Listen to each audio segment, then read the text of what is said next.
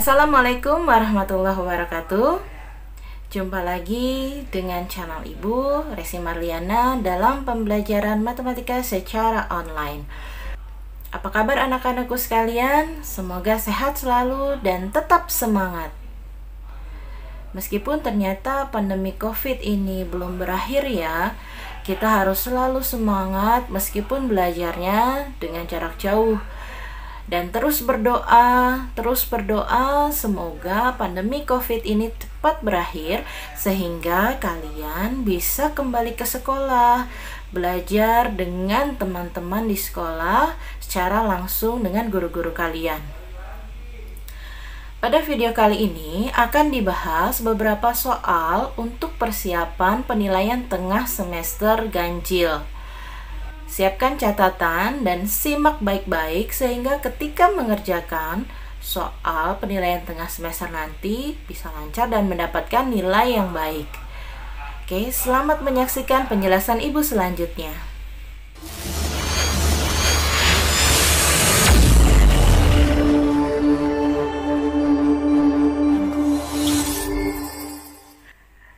Soal-soal yang dibahas adalah mengenai 3 bab berikut. Yang pertama yaitu tentang pola bilangan. Nomor 1, 2 suku berikutnya dari barisan bilangan 100, 92, 82, 70, dan seterusnya adalah. Yang pertama, kalian mesti lihat dulu aturan dari barisan bilangan ini. Jadi kalian bisa menentukan 2 sikut berikutnya. Kita tulis dulu ya. Barisannya ada 100, 92, 82, dan 70. Ya, dari 100 ke 92 bagaimana nih aturannya? Ternyata dikurang 8. 92 ke 82 ya dikurang 10. 82 ke 70 dikurang 12. Nah, selanjutnya kalian bisa menentukan aturannya kira-kira gimana? Ya, antara dari negatif 8 ke negatif 10 kan selisihnya 2 ya. Berarti selanjutnya dia berkurang berapa? Iya, 14 habis 12, 14. Nah, 70 dikurang 14 hasilnya 56. Selanjutnya berkurang berapa lagi? Setelah 14? Ya, berarti berkurang 16. Hasilnya 56 dikurang 16, 40. Jadi 2 suku berikutnya dari barisan bilangan di atas adalah 56 dan 40. Bagaimana, mudah kan ya? Jadi ini disebut barisan bilangan bertingkat. Ya, jadi jadi selisihnya tidak tetap. Lanjut, masih tentang pola bilangan nomor 2. Perhatikan gambar berikut. Pola gambar di atas dibuat dari potongan lidi. Banyak potongan lidi pada pola ke-6 adalah ya, di situ ada di gambar ada segitiga-segitiga yang terbuat dari potongan lidi. Kita hitung dulu untuk pola pertama. Ya, untuk pola pertama potongan lidinya ada 3 ya. Oke, ini pola pertama, potongan lidinya ada 3. Lalu pola kedua dihitung, potongan lidinya ada 1, 2, 3, 4, 5, 6, 7. Dan pola ketiga, potongan lidinya ada 11. Selanjutnya kita cek, di sini aturannya apa nih? Dari 3 ke 7, ya betul, ditambah 4. 7 ke 11, ditambah 4 juga ya. Berarti selanjutnya mudah nih, ternyata aturan polanya adalah ditambah 4. Ini bisa dikerjakan secara manual karena yang ditanya hanya pola ke-6. Kita lanjut ya. Dari 11 ditambah 4 hasilnya 15. 15 ditambah 4 19. 19 ditambah 4 Jadi 23. Nah, yang ditanya adalah pola ke-6.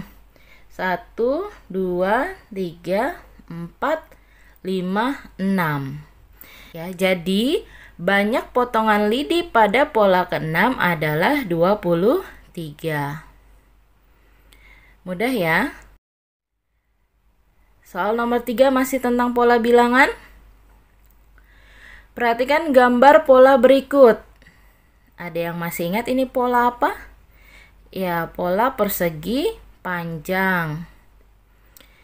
Yang ditanya adalah banyak lingkaran pada pola ke-8. Di atas baru sampai pola ke-5. Sekarang kita hitung dulu. Pola ke-1 ada 3 lingkaran. Pola kedua ada 8. Pola ketiga ada 15 lingkaran. Pola keempat ada 24.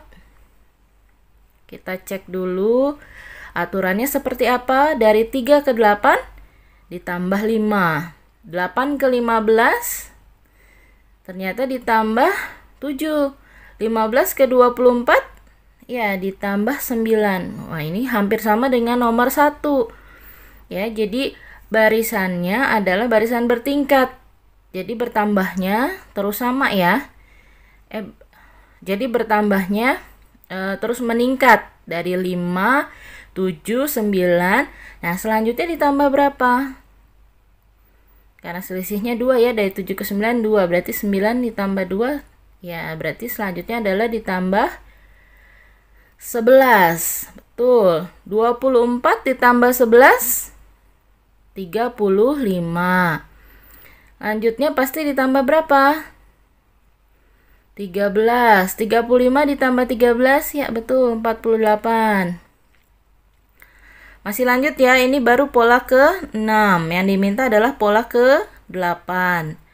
48 ditambah 15 63, lanjut lagi ditambah 17, yaitu ya 80. Ini sudah pola ke-8 ya. 1, 2, 3, 4, 5, 6, 7, 8.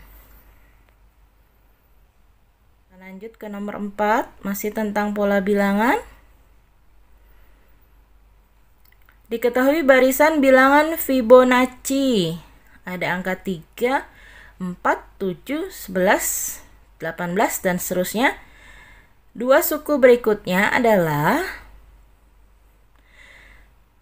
Oke, masih ingat tentang bilangan Fibonacci? Ya, aturannya adalah suku berikutnya dari barisan Fibonacci merupakan hasil penjumlahan dua suku sebelumnya. Jadi ini yang harus kalian ingat. Ya, hasil penjumlahan dari dua suku sebelumnya. Kita coba ya. Kita tulis. Nah, di sini 3, 4, 7, 11, 18. Kira-kira bilangan selanjutnya berapa ya? Penjumlahan dari dua suku sebelumnya. 7 hasil dari 3 tambah 4. 11 hasil dari 4 tambah 7. 18 hasil dari 7 tambah 11. Berarti selanjutnya berapa? 11 tambah 18. Ya, 29. Nah, selanjutnya berapa? 18 tambah 29. Ya, betul. Mudah ya. 47. Oke, jadi dua suku berikutnya adalah 29 dan 47.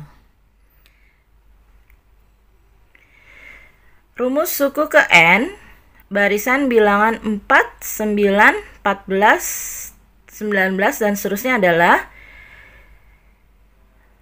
Awalnya kalian harus tahu dulu nih, ini barisan apa? Karena di soal tidak diketahui ya. Barisan aritmatika atau barisan geometri. Jika barisan aritmatika, syaratnya adalah memiliki beda atau selisih yang tetap antar sukunya. Kalau barisan geometri memiliki rasio yang tetap. Nah, coba dilihat dari 4 ke 9, selisihnya berapa? Ya 5. 9 ke 14 selisihnya juga 5. Nah, ternyata ini adalah barisan aritmatika. Berarti yang kalian gunakan adalah rumus dari barisan aritmatika, rumus suku ke N-nya. Kita tentukan dulu ya, A-nya sama dengan, masih ingat A itu apa? Ya, A adalah suku ke 1. Suku pertamanya berapa? 4. B, bedanya tiap sukunya bisa 9 dikurang 4 ya, 5 atau selisihnya 5.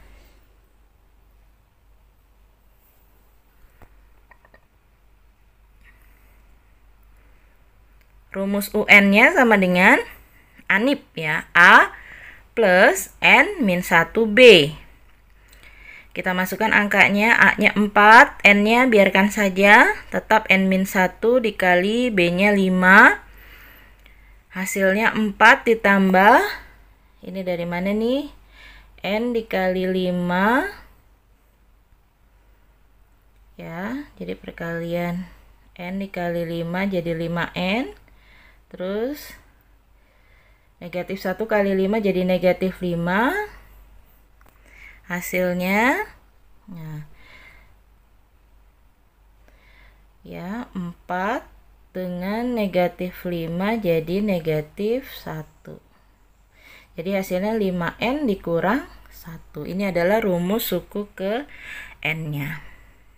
Kita lanjut ya, soal nomor 6 masih tentang pola bilangan. Ini soal cerita. Dibaca baik-baik soalnya.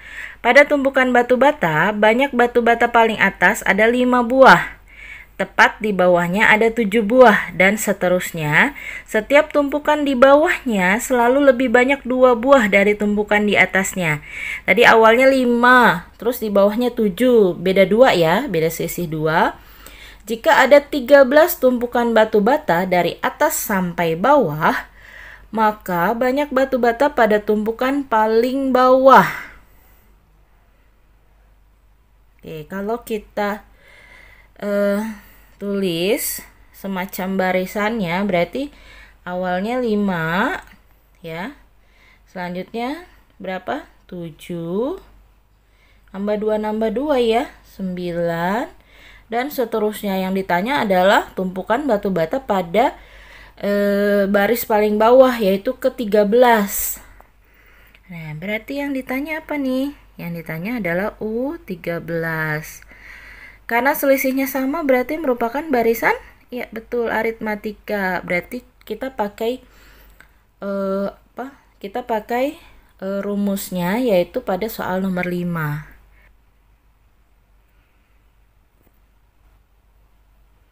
Ya, kita hapus dulu. Oke, kita tentukan dulu A-nya sama dengan 5 ya. Suku pertamanya 5. Bedanya 7 dikurang 5, 2 ya, karena tumpukan di bawahnya selalu lebih banyak 2, berarti selisihnya 2. Yang ditanya U13. Kita masukkan ke rumus yang tadi seperti nomor 5, ANIP A plus N min 1B. N-nya kita ganti 13 dulu ya. Berarti A ditambah 13 kurang 1, 12B. Nah, kalau sudah menemukan rumus A tambah 12B, tinggal kalian masukkan A sama B-nya. Substitusi. Berarti A-nya ganti 5, B-nya ganti 2. Hasilnya 5 ditambah 12 dikali 2, 24, hasilnya 29 buah. Jadi banyak batu bata pada tumpukan paling bawah ada 29 buah.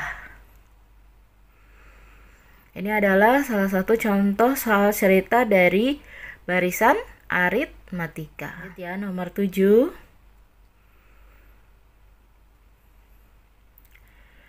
Suku ke-7 dari barisan 3, 9, 27, 81 dan seterusnya adalah, ya, jadi setiap melihat barisan kalian cek dulu aturan dari barisan tersebut.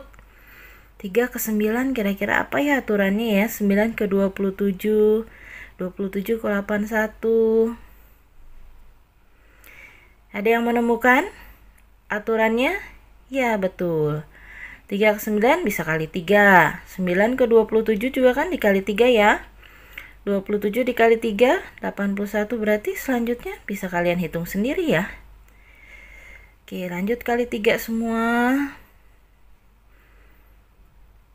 Ya, sampai menemukan suku ke-7. Oke, ternyata suku ke-7-nya adalah 2187. Mudah ya, tapi harus teliti dalam menghitung. Lanjut. Nomor 8 masih tentang pola bilangan. Ini soal cerita. Amuba membelah diri menjadi 2 setiap 25 menit. Jika mula-mula ada 40 amuba, maka banyak amuba selama 2,5 jam. Arti dari membelah diri itu berarti menjadi 2 kali lipat ya. Kita bisa bikin tabelnya.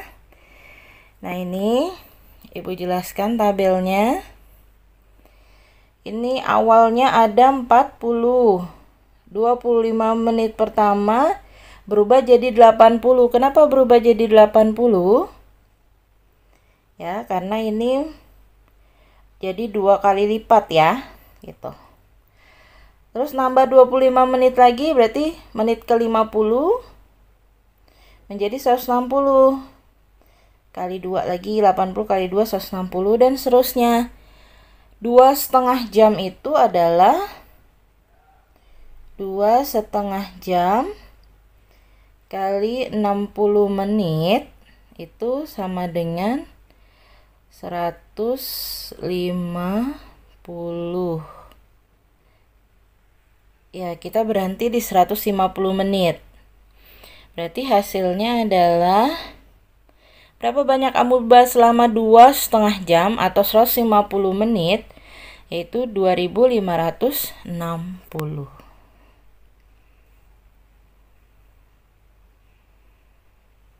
Oke, mudah-mudahan paham ya anak-anak tentang pola bilangan. Kita masuk ke bab selanjutnya, yaitu tentang sistem koordinat Kartesius. Soal nomor 9.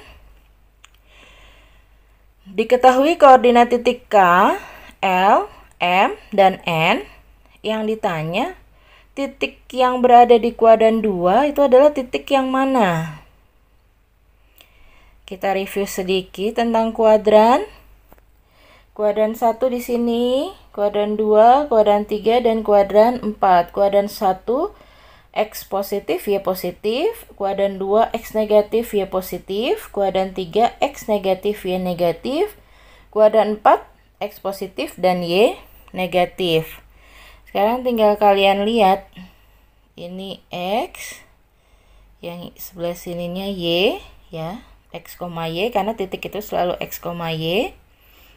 Cari berarti kalau kuadran 2 yang di sini ya, berarti X-nya yang negatif, Y-nya yang positif. Ini kuadran 2 nih. Karena yang diminta adalah kuadran 2. Ya, betul yang mana? Oke, yang X-nya negatif adalah titik. Dan Y-nya positif adalah titik. Ya, betul. Jadi yang terletak di kuadran 2 adalah titik L.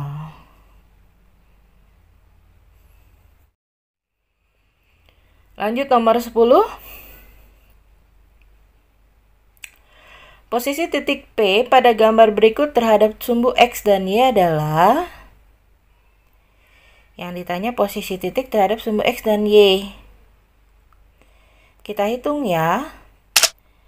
Terhadap sumbu X dulu. Sumbu X ini ya, yang mendatar atau horizontal, berarti dari titik P berapa langkah ke sumbu X? 1, 2, 3. Nah, dari titik P ke sumbu Y berapa langkah? 1, 2, 3, 4, 5. 5 langkah. Artinya, titik P berjarak 3 satuan dari sumbu X dan 5 satuan dari sumbu Y. Jangan terbalik ya. Oke, lanjut. Nomor 11. Perhatikan gambar berikut. Di sini ada gambar sistem koordinat kartesius lengkap dengan titiknya. Yang ditanya posisi titik R terhadap titik T. Jika ditanya seperti ini, yang jadi titik acuannya adalah titik kedua. Posisi titik R terhadap titik T, berarti ini sebagai acuannya. Berarti kita mulai dari titik T. Ya, 1, 2, 3, 4, 5.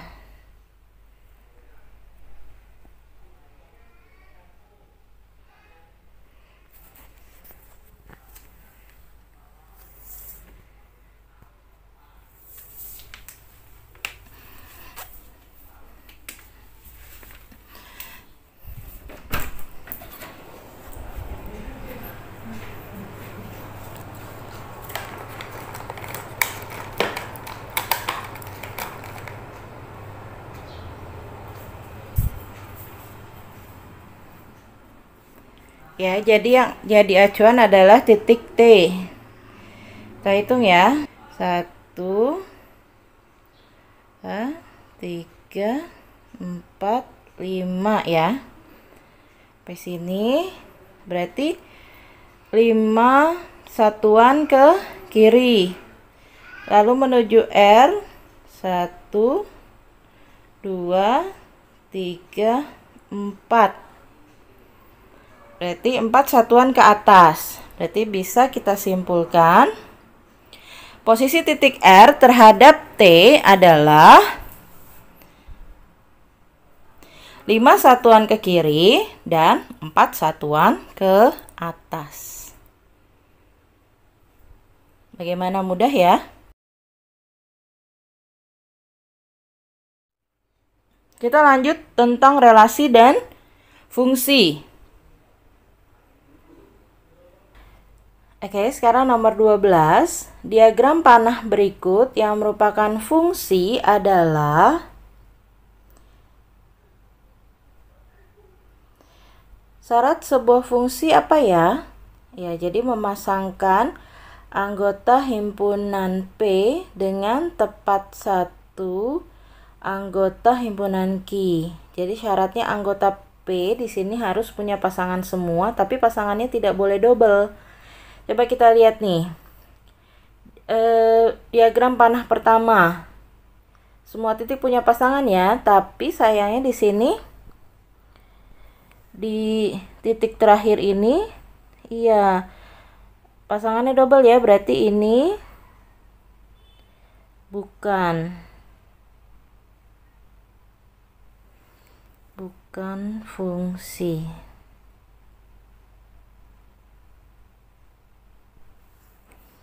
Oke, kita lanjut yang kedua. Lihat semuanya punya pasangan. Nah, ternyata sama ya dengan yang pertama tadi nih. Di sini double, berarti ini juga bukan.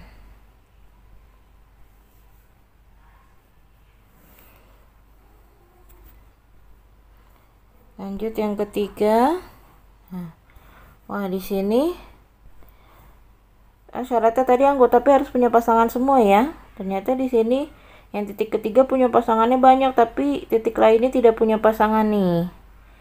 Ya, bukan. Nah, yang terakhir. Ya, di sini meskipun titik Q ada yang nggak punya pasangan di sini. Ya, meskipun titik Q di sini ada titik-titik yang tidak berpasangan di P. Tapi yang kita lihat hanya anggota P-nya saja punya pasangan semua ya, meskipun yang Q ada yang nggak punya pasangan, tapi yang penting titik P punya pasangan semua dan satu-satu. Ya, berarti ini merupakan fungsi.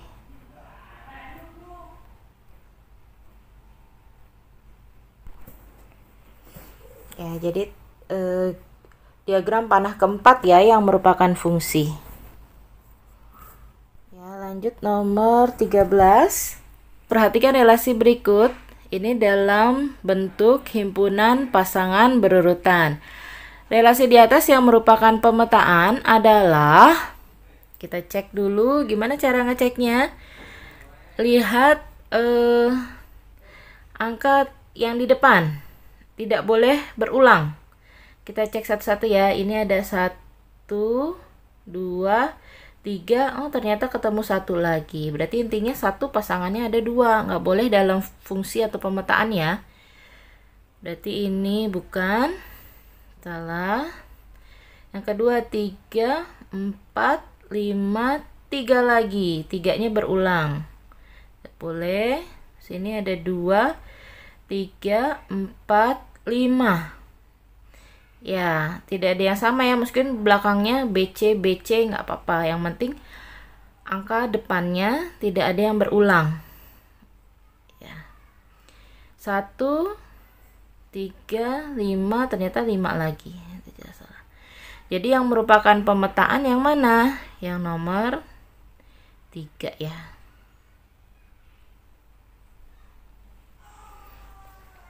Mudah ya. Oke. Nomor 14. Kodomain dari fungsi berikut adalah ya yang sudah dibahas dalam video sebelumnya tentang ada domain, kodomain, dan satu lagi range. Kodomain itu yang mana? Ya, kodomain adalah daerah kawan. Berarti kalau di sini ada, misalnya ada himpunan, ada A dengan B, berarti daerah kawannya adalah yang B. Coba kita sebutkan anggota B. Ya, 1, 2, 3, 4. Kalau ditanya domain, domain itu adalah daerah asal, yaitu anggota A. Ya, kalau seandainya ditanya domain berarti A, B, C. Satu lagi kalau ditanya range, range itu anggota B di B, tapi yang punya pasangan di A. Jadi sebagai range, sebagai hasil. Yang mana? Yaitu 1, 3, dan 4. Oke, paham ya? Mudah ini. Lanjut ke 15. Diketahui ada himpunan P, anggotanya M, A, T, H. Dan himpunan Q, anggotanya 1, 2, 3. Banyaknya fungsi yang mungkin dari P ke Q. Jangan terbalik ya. Kalau ditanya banyak fungsi yang mungkin dari P ke Q, kalian lihat adalah huruf terakhirnya nih, Q. Berarti rumusnya ya, NQ pangkat NP. Hati-hati jangan terbalik. NQ banyak anggota Q. Banyak anggota Q ada berapa? Ada 1, 2, 3. Banyak anggota P ada 4. Berarti kalau NQ pangkat NP, 3 pangkat 4. 3 pangkat 4 berapa? 3 kali 3 kali 3 kali 3 sebanyak 4 kali. Hasilnya 81.